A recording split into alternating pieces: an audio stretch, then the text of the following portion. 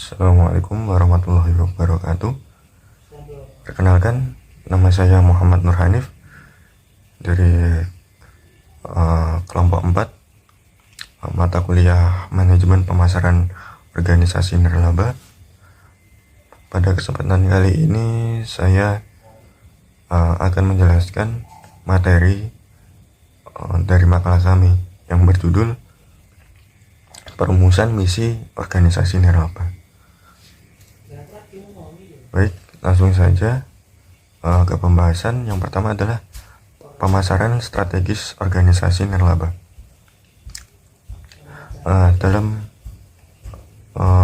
pemasaran strategis organisasi nirlaba itu ada suatu strategi yang namanya itu pemasaran sosial atau social marketing. Jadi social marketing ini adalah strategi untuk merubah perilaku.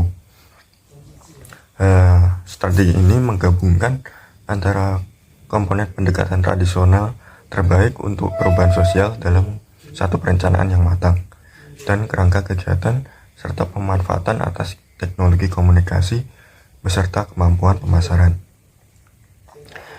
Istilah social marketing ini pertama kali muncul pada tahun 1971 untuk menggambarkan manfaat dari prinsip pemasaran dan teknik untuk menindaklanjuti permasalahan sosial dan ide serta perilaku.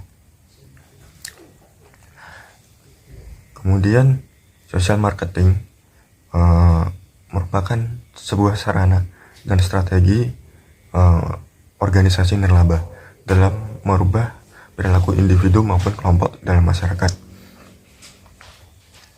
Melalui strategi social marketing, kelompok sasaran yang dituju akan dengan mudah menerima, mengolah, mengubah pandangan serta sikap suatu individu maupun kelompok masyarakat sebagai hasil pencapaian akhir dari penerapan strategi social marketing. Dalam social marketing ini ada istilah 4P. Yang pertama adalah produk, yang kedua harga atau price, yang ketiga tempat atau place, yang terakhir adalah strategi promosi atau promotion. Kemudian satu lagi ada policy atau kebijakan dan kerjasama partnership.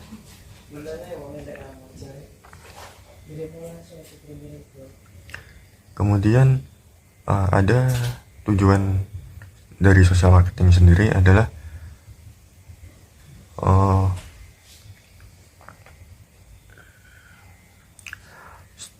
social marketing ini memfokuskan diri pada kampanye isu-isu sosial. Maka orientasi dari adanya organisasi nirlaba tidaklah mengarah pada pendapatan material, melainkan pada terjadinya rekayasa sosial dalam masyarakat. Rekayasa sosial yang dimaksud adalah kesadaran personal maupun komunal dalam masyarakat, baik dari aspek kognitif, afektif maupun psikomotorik. Pada dasarnya, tujuan dari strategi social marketing yang notabene merupakan alat dari organisasi nirlaba adalah untuk menciptakan kesadaran di wilayah pengetahuan, sikap maupun perilaku masyarakat.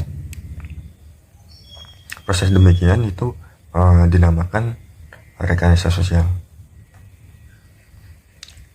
Sebab yang kedua yaitu perencanaan pemasaran organisasi nirlaba. Dalam social marketing ada beberapa pengolahan yang harus dilalui guna memasarkan ide dan gagasan kepada segmen masyarakat yang dipilih. Adapun tahapan-tahapan dalam social marketing adalah yang pertama yaitu menganalisis lingkungan pemasaran sosial. Tahapan ini dituntut untuk menganalisis lingkungan guna mengetahui masalah-masalah sosial apa yang terjadi atau yang ada di lingkungan tersebut. Di tahapan ini dapat melakukan analisa terhadap faktor-faktor yang menjadi penyebab masalah sosial di lingkungan tersebut, dengan mengurai masalah tersebut menjadi dua faktor, yakni internal dan eksternal. Yang kedua adalah meneliti dan memilih target populasi untuk diadopsi. Yang harus dilakukan dalam tahap ini yaitu meneliti dan memilih populasi khalayak sasaran. Dalam tahapan ini, pelaku pemasar sosial harus memilah-milah khalayak sasar. Target atau khalayak sasaran sebagai sejumlah besar orang yang pengetahuan, sikap, dan perilakunya akan diubah melalui kegiatan kampanye. Yang ketiga yaitu merancang strategi pemasaran sosial. Pada tahapan ketiga, dalam istilahnya yaitu desain social marketing strategis atau mendesain strategi social marketing. Pada tahap ini, pemasar akan menentukan rencana-rencana desain yang berisi strategi untuk mencapai tujuan dari kampanye pemasaran sosial tersebut. Yang keempat ada merencanakan program pemasaran sosial. Elemen-elemen bauran pemasaran yang ada dimasukkan ke dalam program taktis yang akan berperan sebagai pendukung untuk distribusi kampanye sosial. Setelah itu dibuat social marketer. Setelah itu social marketer ini mempunyai tugas untuk menjelaskan program-program taktis yang telah dipilih. Setelah itu social marketer akan langsung bergerak untuk memasarkan program taktis tersebut. Yang kelima yaitu mengorganisir, melaksanakan, memantau, dan mengevaluasi dampak pemasaran sosial.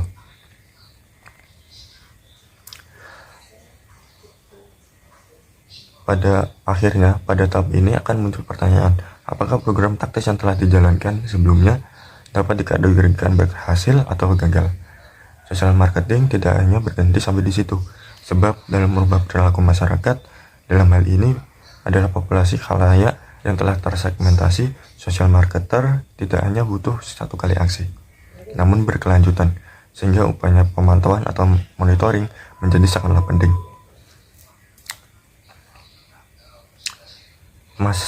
Pemasaran sosial juga dirancang untuk pemantauan program yang berkelanjutan guna mendorong efektivitas program menuju perubahan perilaku.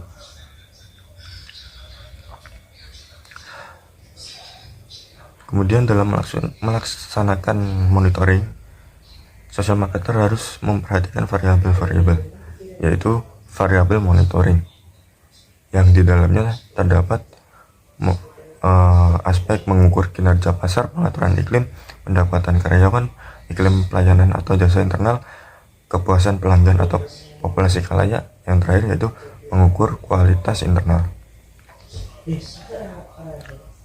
Mungkin itu saja beberapa subbab yang sudah saya sampaikan.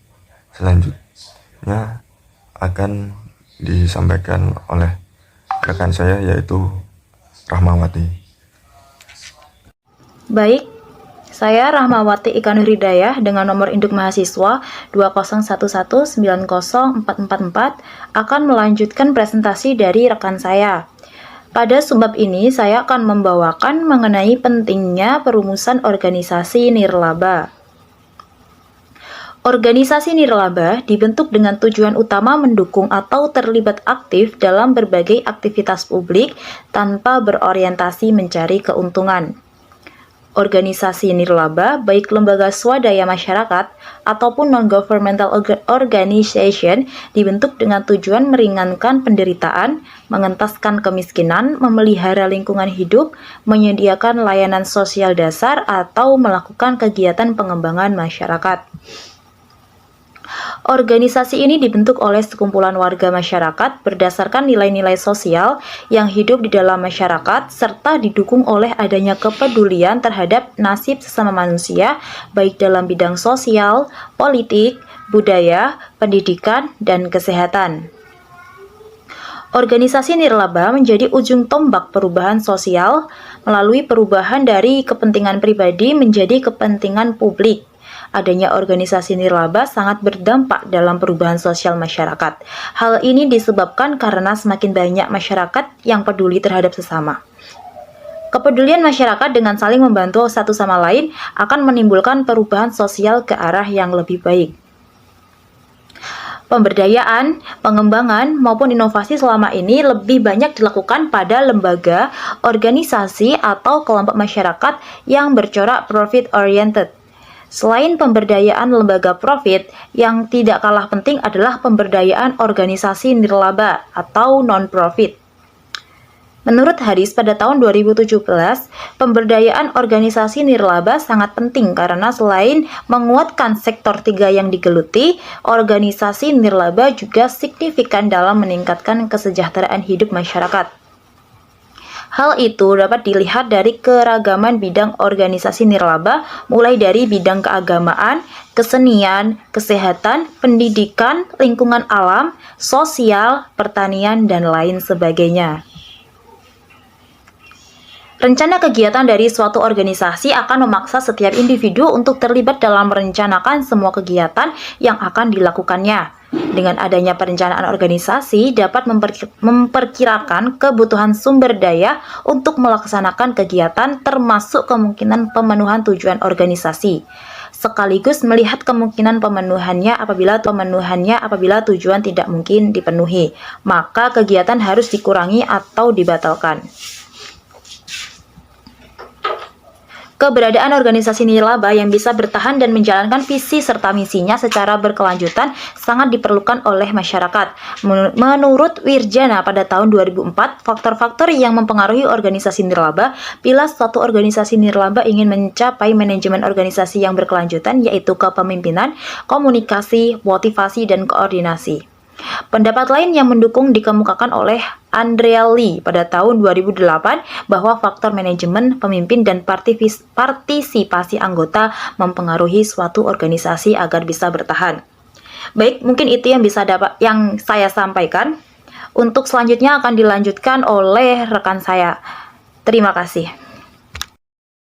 Baik, saya Nailul Muna Al-Qadariyah dengan NIM 201190429 akan melanjutkan untuk poin yang ke D, yaitu pengembangan dan pelaksanaan misi organisasi nirlaba. Organisasi nirlaba adalah suatu organisasi yang tujuan-tujuannya tidak mencakup penciptaan laba untuk kepentingan pribadi, pemilik, atau pengelolaannya. Organisasi nirlaba sering kali berusaha mencapai keuntungan untuk tujuan sosial atau pendidikan dari organisasi dan bukannya untuk kepentingan pribadi. Ukuran keberhasilan yang hendak dicapai organisasi nirlaba bukan keuntungan secara materi, tetapi untuk pelayanan sosial. Namun, hal tersebut bukan berarti organisasi nirlaba tidak boleh menghasilkan keuntungan. Hanya saja, keuntungan yang diperoleh dari aktivitas organisasi semata-mata ditujukan hanya untuk menutupi biaya yang timbul dari kegiatan organisasional atau keuntungan yang diperoleh akan disalurkan kepada kegiatan utama organisasi tersebut. Kemudian, dalam pengembangan dan pelaksanaannya, karakteristik organisasi nirlaba dalam menjalankan operasionalnya tidak bertujuan untuk menghasilkan laba atau keuntungan. Hal tersebut akan berpengaruh terhadap struktur, visi, serta misi dari organisasi nirlaba. Pengelolaan organisasi nirlaba harus diikuti dengan adanya laporan keuangan.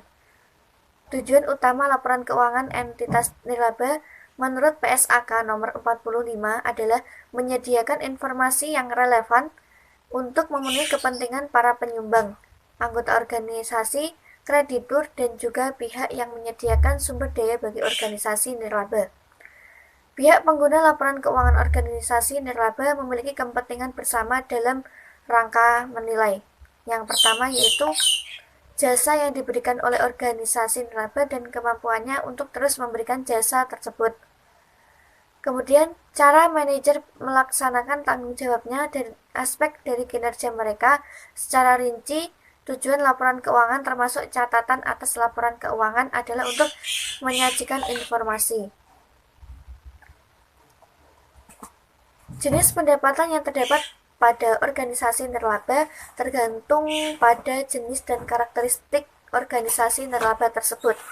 Secara umum, bila dilihat dari ada atau tidaknya pembatasan dari penyumbang, maka jenis pendapatan yang terdapat pada organisasi nirlaba dapat dibagi menjadi 3. Yang pertama yaitu tidak terikat, yang kedua terikat secara permanen, dan yang terakhir terikat temporer. Mungkin itu yang dapat kami sampaikan.